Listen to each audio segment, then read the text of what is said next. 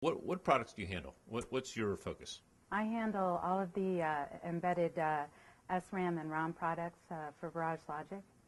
What's unique about that market? Hasn't that been beaten and tested and run by almost into commodity status, or is there something new there? Well, one would think, but basically the SoC designers have had a significant amount of increase in the amount of memory that they have on chip, and everybody wants to go green these days, so there's a hefty consideration on power. And with every technology node, they have to have much higher frequencies, operating frequencies, to be competitive.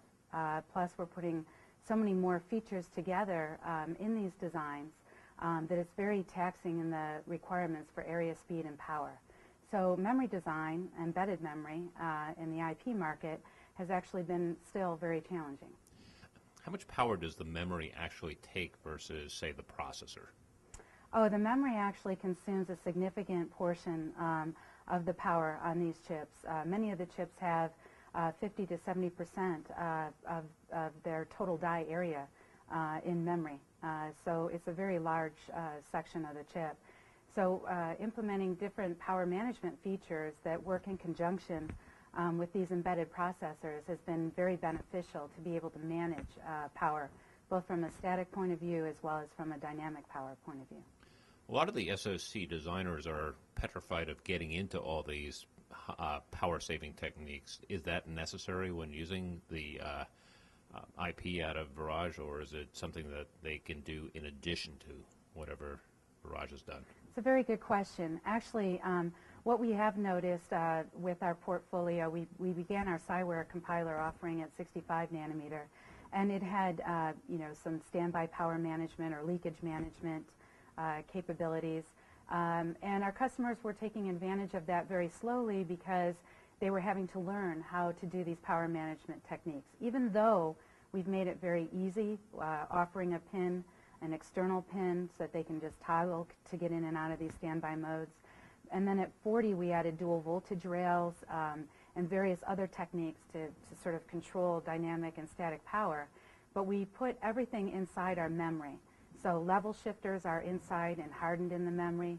Everything is contained. The power switches are inside the memory. So customers really only need to be able to send a signal, basically, to say they want to go into light sleep or a deep sleep, standby mode, what have you. Or they can bring, for dual voltage rails, separate power supplies for the array and the periphery. And everything else is taken care of within our embedded memory. So from a user point of view, the problem is at the higher level. It's how to be able to incorporate these power management techniques within their SoC architecture. But from an embedded memory perspective, we've tried to make that as easy as possible. Is the demand for this type of product only at the very leading edge of Moore's Law, or is it also back at some of the older nodes? It's an interesting question. We're actually seeing a resurgence of power management even at the 180 nanometer node with an ultra low leakage process, for example, that TSMC offers. This is where there is microcontrollers, heavy consumer products that are needing low leakage. So we're seeing more sort of a renewed interest in our low power products that we actually have had on the shelf since 180 nanometer.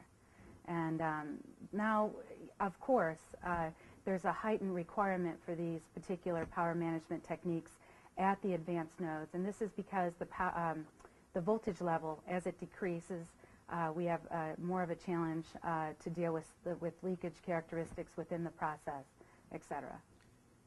It's interesting that it's starting to happen at the 180 nanometer node. Why is it just everything now has to conserve battery and cut leakage? Yeah, exactly. And also you're noticing that there are so many sort of emerging of different products together. So sort of markets are munging together. And there are more and more sensors in cars, for example, in automobiles. And so with that functionality, they can't all drain on the battery of the car. So they have to have low leakage characteristics just because there's so many put together in one vehicle drawing off of a particular battery. Is there any specific market that's changing more rapidly than others, or is memory being used now en masse across the board? It's on mass across the board. It's really been on a continuous curve as far as the requirements for memory and the amount of memory on chip. I mean, we have multi megabits of memory on our customers' chips at this point in time.